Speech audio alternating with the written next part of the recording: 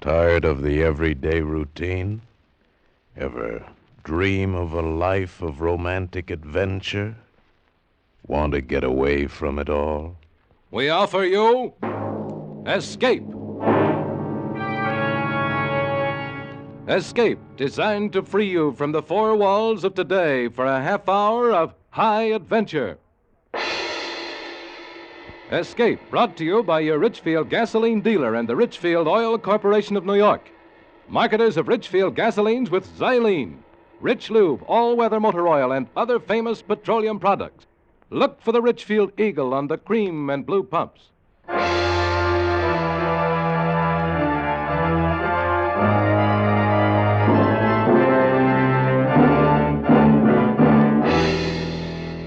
Tonight, we escape to India, and the story of a man trapped in his bed by a crate, the most deadly, poisonous snake in the world, as Roald Dahl tells it in his terrifying story, Poison.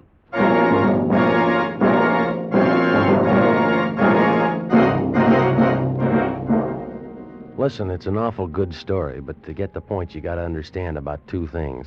What kind of a guy Harry Pope was and what kind of a snake a crate is. First, the crate. You spell it K-R-A-I-T. They're in India, the crates are. Little snakes, sometimes not more than 3 or 4 inches long. You have to look real careful if you're going to see one at all. Really almost like a worm. Except that it's the most poisonous snake in the world. It can bite faster than a bumblebee, and when it does, you go off like a firecracker, swell up like a hot water bottle, and in fly the angels. Crate. Tiny little snake. Now about Harry Pope. Funny guy. He had it in for anybody who wasn't American, who didn't speak his language. He called them foreigners, and he called them that army word, gook. Didn't matter if they were French, Italian, or Japanese. Gook. Foreigner, he'd say. It's kind of buggy on the subject. Funny guy. Well, Harry and me, we got sent out to Bombay on this construction job, and that's where the trouble started. You see, except for the two of us, the crew was made up of local boys, Hindus and Muslims, 40 of them. Harry was like a cat in a room full of dogs, had his back up every minute. After a month or so, it began to wear him out. Got so his appetite wasn't right.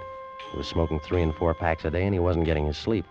I used to try to straighten him out. Used to tell him he was wrong. No, Woody, there's no use talking to you. Listen, Harry, they're all good boys. Why don't you take it easy? Woody, you and I are good friends, but there are a lot of things you just don't understand. You ought to take it easy, Harry. They're all human beings, just like you and me. They're gooks, Woody. Foreigners. Look, think about it this way. How'd you like your sister to marry one of them? I haven't got a sister, and anyway, you've asked me that before. Yeah, you see? You won't even make the effort to understand.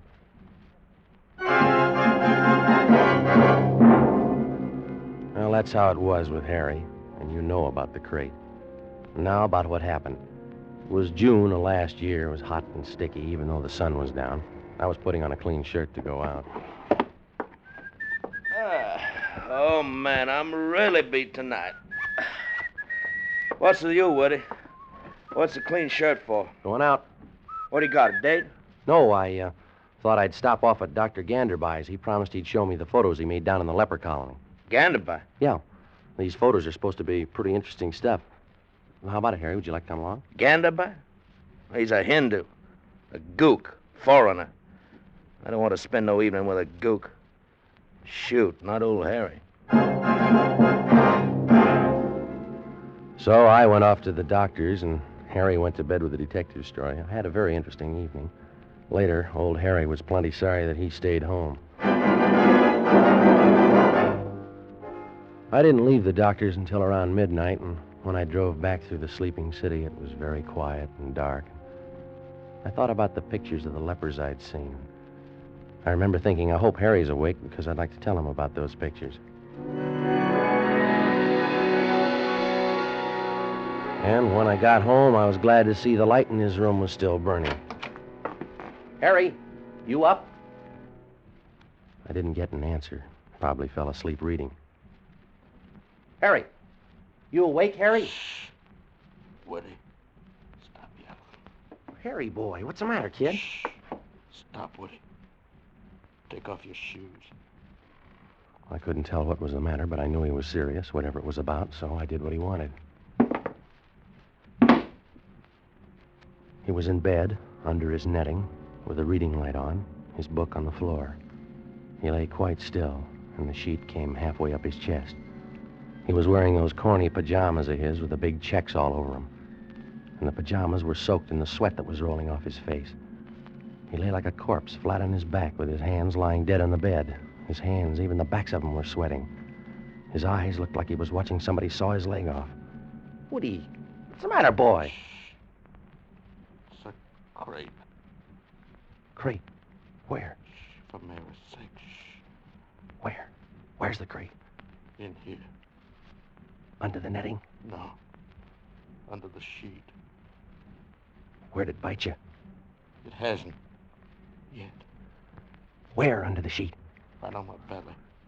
Holy son of a... You can wake it up if you don't cut out that yelling. How'd it get in there? I don't know. Came up under the net, I guess. Oh, it's been in the bed all day. Is it a big one? No. Crate don't have to be big. Looked about 3 or 4 inches. Come along my side. I didn't move. It went under the sheet. In one of them folds. One of them wrinkles there over my belly. How long ago did it come? Hours. Hours and hours and days and weeks. Woody, I've been waiting a year for you to get home. It must be sleeping in there, huh? Yeah, I think it is. All right, now listen, Harry. Maybe it'll wake up and go away. Go home or something, huh? I can't wait, Woody. I've been lying here scared I'd move sudden and wake it up. Yeah, you're scared and it'll bite. I've been lying here scared to death I'd cough. All right, don't you worry about a thing, Harry. I know just what to do. Where you going, Woody? Don't leave me. The thing was to be ready to cauterize the bite right away. I'd heard about one method. I went out to the kitchen, and I got a whole fistful of those big kitchen matches, and I took them back to the bedroom. Arranged them all with the heads together. Held them like you'd hold a torch. What are you gonna do? What are the matches for? Now listen, Harry, here's how it goes. These'll cauterize, see? So we count 3, flip back the sheet, and you jump out of bed. Now you follow me? You're out of your No, mind. no, listen, Harry. If the crate bites you, I strike the bundle and press it against the spot, and it burns out the poison, see? While the matches Get are away flaming- from me. You're a bubble-headed maniac. No, Harry, I'm only trying to... Shh. Listen, Woody, take your matches and your bright ideas and get the heck out of here. Call the doctor. The doctor. I never thought of that. Shh. Now get to it. Okay, Harry. Who do you want? Ganderby or Forsyth? Forsyth. Things are bad enough without you. Gotta bring that gook in here.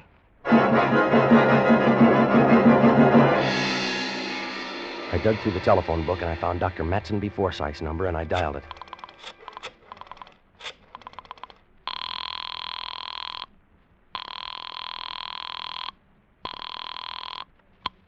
This is the residence of the Dr. Matumbi Forsyth, please. Yeah, let me speak to the doctor. It's very urgent. Who is calling, please? Arthur Woods. Who? Woods. Arthur Woods. Spell, please. Woods. W. W. O. O. O. You have already said O. I have already written O. Have the kindness to give me the next letter, please. O. It's O after O. Please? Look, my name is Woods. Spell, please. W. O. O. D. W-O-O. Aha! D. S. Woods. Woods. W-O-O-D-S. Mr. Woods. That's right. That's just right. Now, let me speak to the doctor, please. Sorry. Doctor not in. Call tomorrow. Across the room, Harry lay very still, sweating, trying to keep every muscle relaxed. His face was beginning to twitch a little. I was scared. If that twitch should spread... I called the doctor's house again. Please, I do not understand. Look, I said if you don't tell me where the doctor is, I'm going to come over there and pull your arms off, and then I'm going to take you by the neck and... The doctor is at the club, please. What club? The country club. Ring 673. Harry lay very still, fighting the twitches, trying to keep from jumping out of his skin, while I waited for the bartender at the club to locate Dr. Forsyth. After about 5 minutes and nothing, I got this. Are you there? Listen, Doctor, you got to get over here right away. This is Arthur Woods, and my partner. He's got a snake in the bed with him. Doctor? Would you mind repeating that, old boy? I said snake. He's got a snake in the bed with him. Snake? Oh, jolly, jolly. I say, who is this? Is this Captain Smile speaking? Please, Doctor, you got to get over here right away. It's urgent. Smart you can. You don't fool me. Not for an instant, you don't. Please, Doctor. Snake in bed. Listen, is this Dr. Forsyth speaking? I say, of course not. It's Colonel Harcourt. Oh, well, let me speak to the doctor, please. Oh, but you can't, old fellow. Why not? Why, he's jolly well passed out, don't you know? Passed out. Like a mackerel. Snake in the... Listen, Harry, you got to forget all this prejudice stuff. Ganderby's your only chance. No, he's a gook. He went to Oxford, Harry. He's a gook. It's him or the Undertaker. He's a gook. I'm going to call him, Harry. All right. Go ahead, call him. But he's a gook. I called him. And when I mentioned crate, he was quiet for a good 10 seconds, and then he said he'd be right over. And he was within 5 minutes. He was wearing felt slippers, and he moved silently into the bedroom. He was carrying his black satchel, and when I saw the lamplight glinting softly in his steel-rimmed spectacles, saw his wise, gentle eyes, his bald brown head, I thought to myself, why, he looks just like Mahatma Gandhi. He looked silently at Harry and smiled encouragingly. Harry looked at him, looked at me, and looked away. Now, first we must very carefully remove the netting from about the bed. Mr. Pope, I want you to pay no attention to us. You are to concentrate on being very quiet, on letting the little snake sleep. It is a very little snake, and it is very tired. You must tell yourself this, and you must believe it is necessary for it to sleep. Yeah. Mr. Wood, help me lift the netting very slowly. Up and up. Good. What are you gonna do for me? Shh. Think about the little snake. What do you think I'm thinking about? What are you gonna do for me? The snake. It is here? It's in one of those folds over his abdomen, Doctor. Now we all know where it is. Pretend you are the mother of the little snake. You are keeping it warm. It is sleeping. That is good. Just so as it don't wake up and want breakfast. You joke? That is good. I wish I was back home in the good old USA. Now then. What are you going to do, Doctor? I have a serum here. We will inject it into the blood of Mr. Pope. Then, as he puts it, the little snake may breakfast to his heart's content without harm to Mama. His hands were brown and slender and astonishingly deft. He poked the hypodermic into a capsule of thick yellowish stuff, the serum, and then with infinite care he drew the plunger slowly and steadily upward. The glistening chamber filled. He withdrew the needle, laid the hypodermic down, and then with all the gentleness in the world, he began to fold back Harry's sleeve. It was as though he were folding rare old lace. He inched the sleeve carefully, under and up Harry's arm until the vein came into view. I'm going to fasten a tourniquet on your arm now. It will be just above the elbow. Do not move your arm. Do not twitch your muscle. Gently he tightened the rubber tourniquet, and Harry's arm began to flush dark. The vein began to swell, blue and tight. Harry kept his eyes on the ceiling. Now I'm going to insert the needle in the vein. You must not react. By that I mean you must not tense your abdominal muscles. Believe me, Mr. Pope, this will not hurt. Very carefully he placed the syringe almost flat against the arm, slid the needle in sideways through the skin and into the blue vein, slid it slowly but so firmly that it went in smooth as a knife going into a cheese. Doc. Shh. You're good, aren't you, Doc? You must believe that. You aren't gonna let me die, are you, Doc? I'm your friend. You must believe that. Are you, Doc? You won't let me die? No, I will not let you die. Now, be still and think about that. With all the care in the world as he had pushed the needle into the vein, now he pressed the plunger down, pressed the serum through the needle and into Harry Pope's body. I watched Harry. His eyes were on the wise, gentle face of Dr. Ganderby. His eyes wanted desperately to believe what Ganderby had told him. Now the hypodermic was empty, and slowly it was withdrawn. And then slowly the deft, graceful little hands loosened the rubber tourniquet. And then Ganderby looked up, met Harry's eyes, and smiled. Harry tried to smile back, but the smile jumped and twitched and died.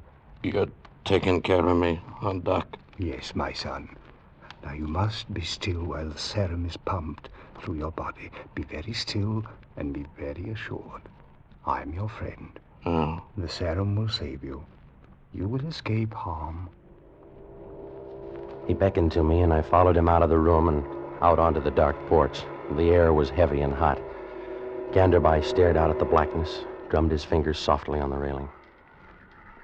Your friend is in grave danger. Yeah, but the serum. You gave him the serum. I gave him the serum. It isn't any good.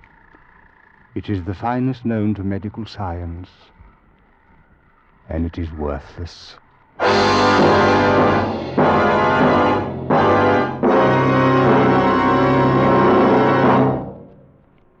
To most of us, science is something strange and mysterious.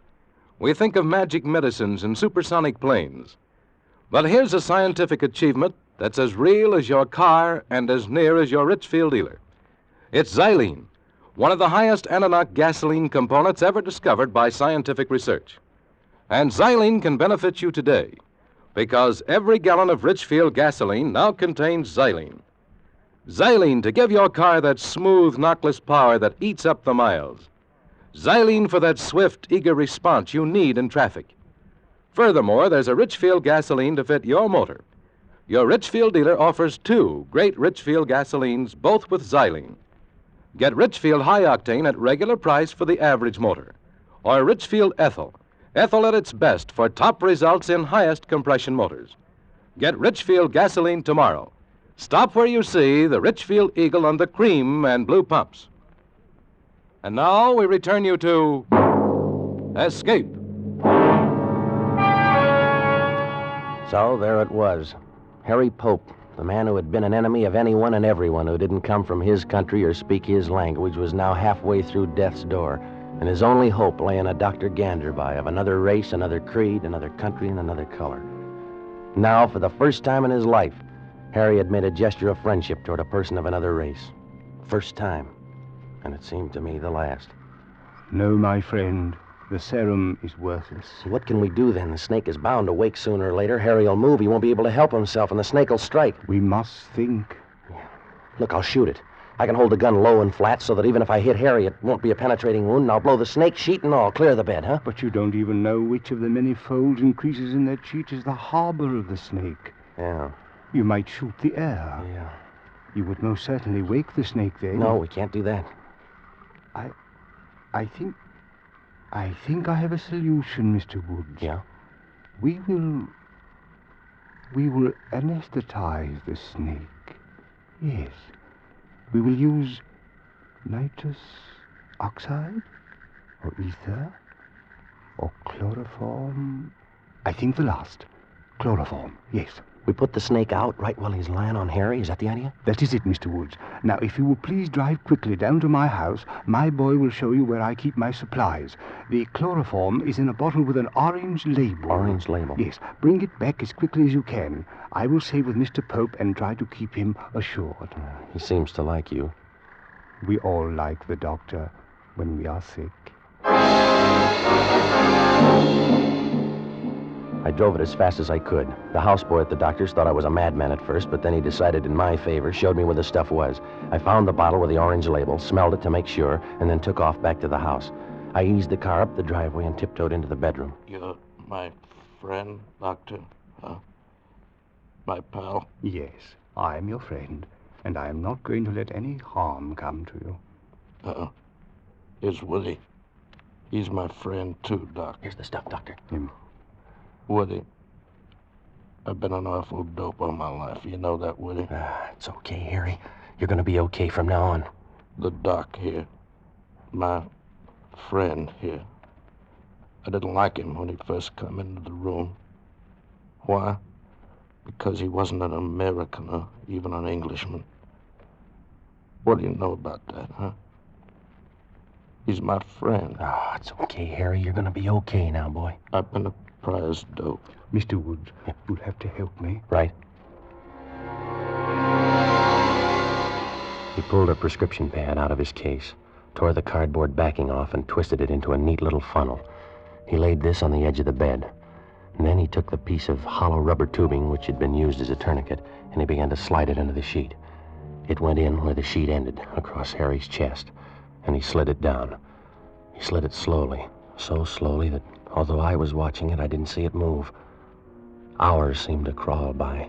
The tube inched invisibly on and down, down and down, past the unseen buttons of his jacket, past the unseen cord to his trousers, and then it stopped. Ganderby had sent it by a route which did not cross any of the creases in the sheet. He was being very careful not to prod the snake with it.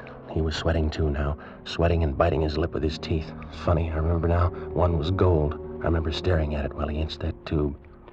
Now the funnel. I fit it into the end of the tube and we are ready. Mr. Pope, this is going to be very cold. The evaporation of the chloroform will cause a sharp lowering of the temperature. You must be prepared for this. It will take rather a long time, another factor for which you must prepare yourself. The snake is a reptile, and reptiles do not react quickly to the anesthetics which are intended for the use of warm-blooded animals. Bear these things in mind. Are you ready? Sure. Friend. He opened the bottle and began to drip the stuff into the funnel. Slowly, very slowly, drop by drop, the clear liquid entered the tube and traveled a long, dark route to Harry Pope's stomach, where the crate lay sleeping. Drop by drop, a pale, swirling vapor hung over the funnel. Down there on the sheet, where the tube ended, a wet gray patch began to spread, the chloroform spreading and evaporating, spreading and evaporating. The room began to reek of it. And I remembered other places and other times, hospitals, operations, the death of loved ones, smell of chloroform. Harry began to twitch now, his nose. He seemed to be in agony. Woody. Harry, what is it? I think I'm gonna sneeze. Don't do it, boy. Hang on, Harry. You gotta hang on. Don't. Ganderby looked at Harry's face. He reached up, pressed his knuckle against some nerve on Harry's upper lip, and the agonized look vanished. The relentless dripping of the chloroform continued. Harry was getting cold. I could see goose flesh along his arms, across the top of his chest where the jacket was opened. Ganderby looked at this and stopped pouring. That is enough. I think our little friend should be thoroughly unconscious now. Mr. Pope, you must remain very still. We are going to remove the sheet now. Anything you say, Doctor. Mr. Woods, you take the other side. We will have to do this ever so carefully.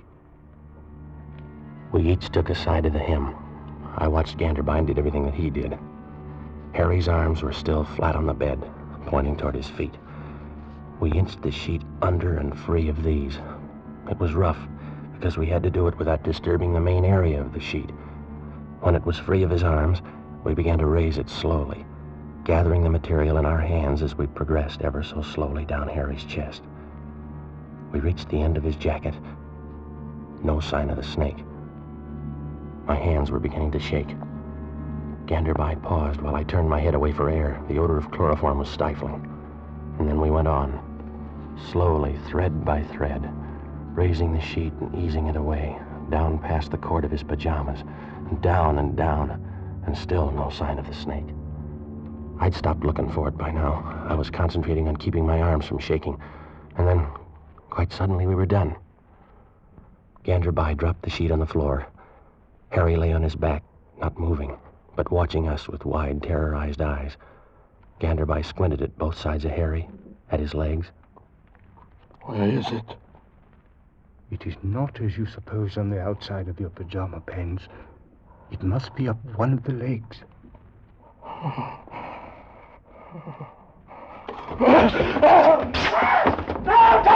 Harry, no, you fool! Stop it! I can't stand it! Stop it! Stop it!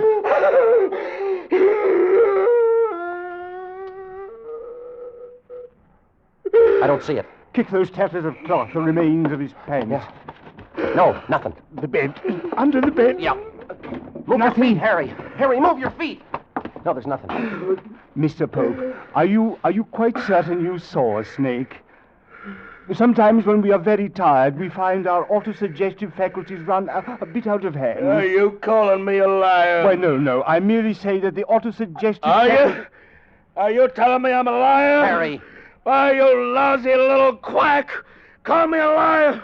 You stinking little Hindu witch doctor with your fancy pants on! Harry! Come in here sticking me full of your cheap, no-good medicine! Harry, don't! Pour that freezing cold dope all over Harry, me! take it easy. Harry's your friend. My friend!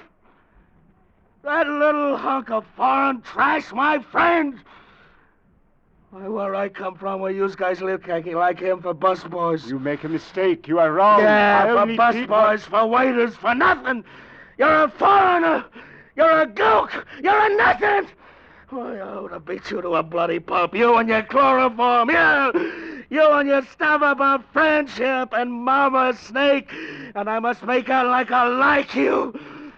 I ought to split your head wide open, you gook. You gook, you gook, you gook!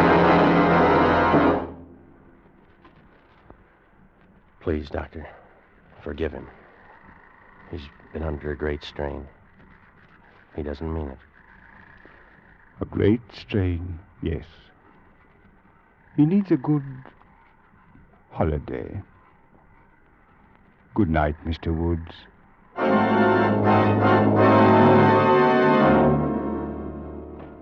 That's all. I couldn't tell this if old Harry was still alive. Poor old Harry. He didn't die in India. He died in Chicago, in the Loop. Got run over by a taxi cab. The driver was third-generation Irish, a real 100% white American. Maybe that means something, I don't know. Poor old Harry.